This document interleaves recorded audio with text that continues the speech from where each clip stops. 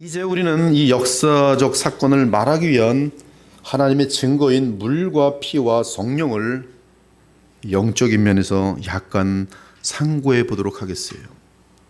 성경은 이 물과 피에 대해서 영적인 면으로 또한 연결시킵니다.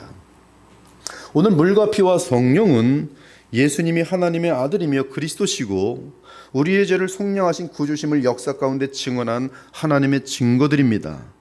이 증거들은 성삼위 하나님이 증언하신 것들이라고 사도 요한은 말합니다. 먼저 요한이 오늘 본문에서 언급한 물과 피의 증거와 가장 맞물린 사건은 십자가에 죽으신 예수님의 시체를 군병이 창으로 찌른 사건입니다.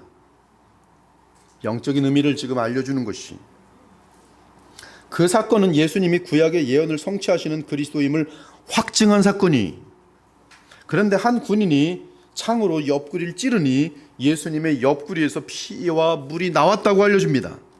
이때 피와 물이 서로 섞이지 않고 서로 구별되어 따로 터져 나왔어요.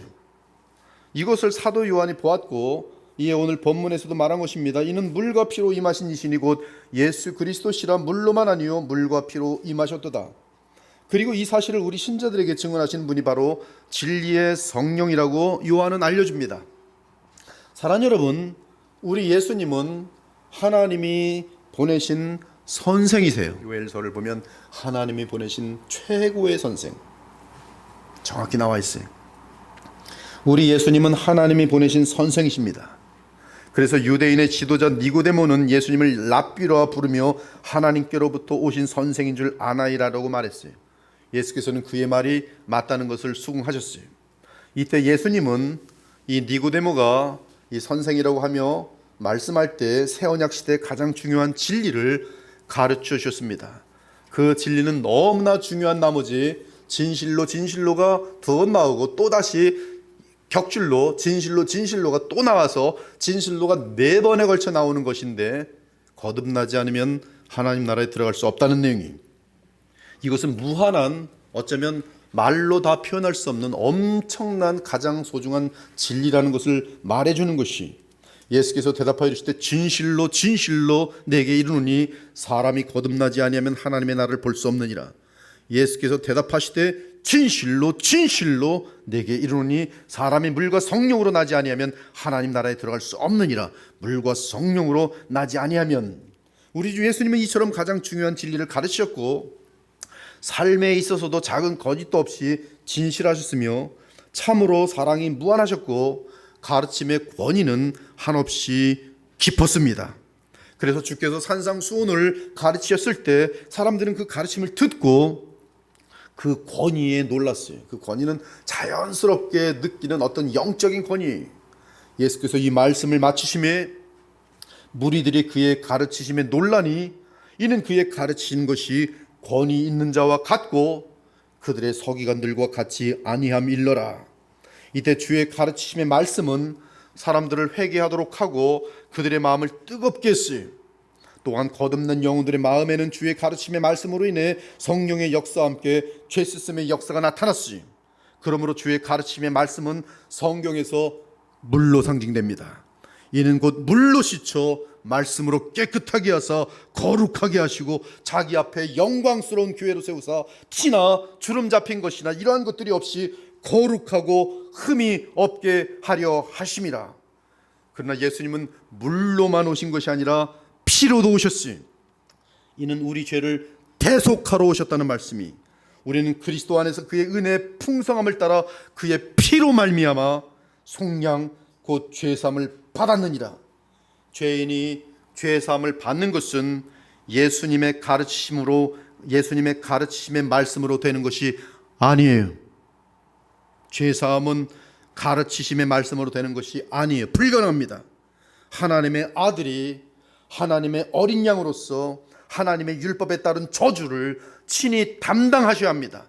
그리스도께서 우리를 위하여 저주를 받은 바 되사 율법의 저주에서 우리를 속량하셨으니 기록된 바 나무에 달린 자마다 저주 아래에 있는 자라 하였습니다. 그러므로 하나님의 영원한 진노에 합당한 우리의 죄값에 대한 하나님의 공의를 채우는 유일한 길은 오직 하나님의 아들 그리스도 예수의 보혈 외에는 다른 것이 있을 수가 없어요.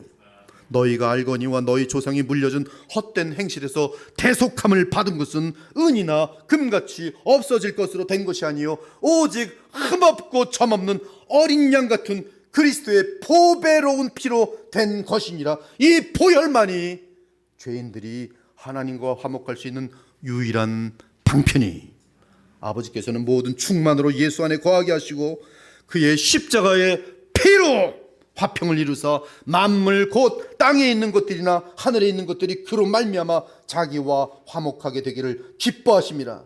전에 악한 행실로 멀리 떠나 마음으로 원수가 되었던 너희를 이제는 그의 육체의 죽음으로 말미암아 화목하게 하사 너희를 거룩하고 흠없고 책망할 것이 없는 자로 그 앞에 세우고자 하셨도다.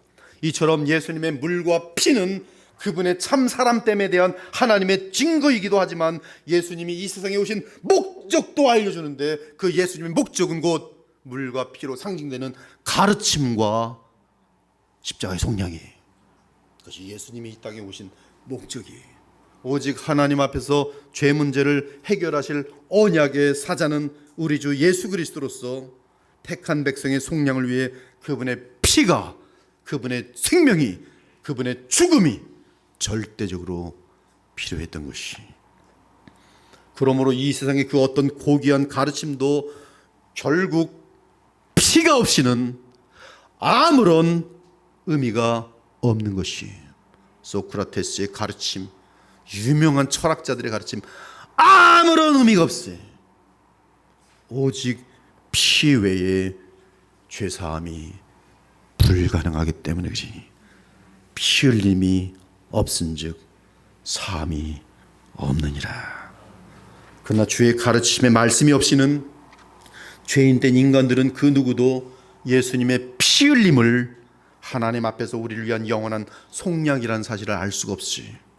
그러므로 우리 구주 예수님은 물과 피로 임하셔서 물로 가르치시고 너희들은 피를 의존해야만 구원받을 수 있다는 사실을 알려주시면서 본인이 친히 자기의 생명을, 자기의 피를 죄인들을 위하여 십자가에서 흘리신 것이, 이것이 바로 예수께서 물과 피로 오셨다는 뜻이. 또한 그리스도는 십자가의 속량을 이루신 후 아버지에 의해 일으킴을 받아 만유의 주와 그리스도가 되신 후 주의 영을 우리에게 보내셨어요. 주의 영은 그리스도의 말씀과 속량을 구원받은 자들에게 깨달아 알도록 하십니다. 즉 복음의 진리를 증언하시는 것이, 우리는 성령이 없이는 성경을 이해할 수 없고 나아가 그리스도의 십자가의 속량을 알 수 없습니다. 우리는 이 사실을 기억해야 해요. 오직 그리스도께서 보내시는 성령의 역사만이 그리스도 십자가의 속량이 담고 있는 복음의 진리를 알게 하시고 나아가 말씀과 함께 죄로부터 자유하며 거룩한 길을 달릴 수 있는 하늘의 능력과 은혜를 주시는 것이 누가? 성령께서. 즉 성령은 십자가를 포함한 그리스도의 모든 교훈을 우리에게 조명하여 주십니다. 그러므로 우리가 성령을 구하고 성령께 배울 때 그리스도의 속량과 교훈을 바르게 이해할 수 있는 것이, 물론 성령 외에도 사도들과 그 이후 신자들이 함께 여러분들도 마찬가지로 예수 그리스도를 증언합니다. 사랑하는 여러분, 이 물과 피는 성경에 자주 등장합니다. 성령은 주의 복음이 선포될 때 택한 주의 백성의 마음이 죄를 자각하게 만들고 회개하게 만드십니다.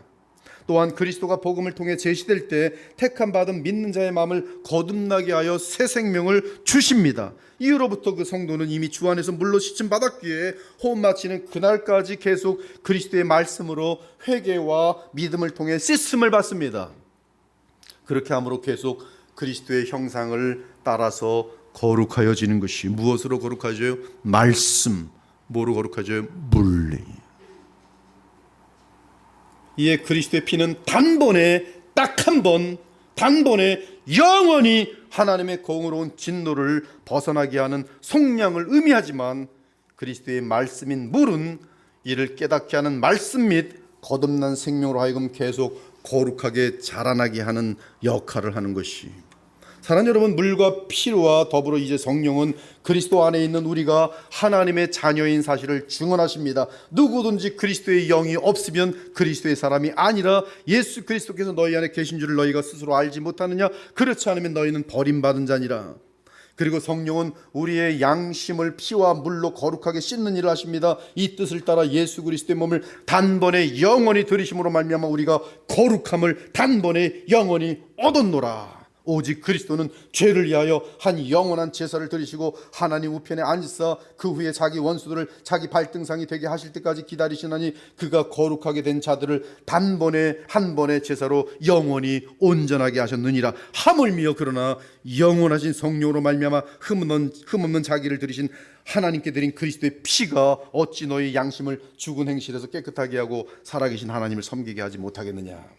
성령의 이러한 역사를 통해 우리는 구약에서 유월절을 맞은 주의 백성이 애굽에서 떠난 것처럼 세상을 상징하는 애굽과 구별돼야 돼요. 하나님이 하시는 일이 있을 때 여러분들은 거기에 함께 순종해야 돼요. 그것이 믿음이, 즉 세상을 상징하는 애굽과 구별되어야 합니다. 그렇지 않고 여전히 애굽에 머물고 있다면 그 사람은 구원받은 사람이 아니. 그 이유는 구원은 다름 아닌 애굽으로부터의 구원이기 때문에 그래요. 세상으로부터의 구원이기 때문이. 그러나 허다한 사람들은 예수님을 믿는다면서 세상에 눌러 앉아요. 애굽에 눌러 앉아요. 애굽에서 더 잘 먹고 잘 살기 위해서 예수님을 믿어요. 그러나 이것은 구원이 아니. 그것은 알라딘 램프에 나오는 지니의 이름을 예수라고 부르고 있을 뿐이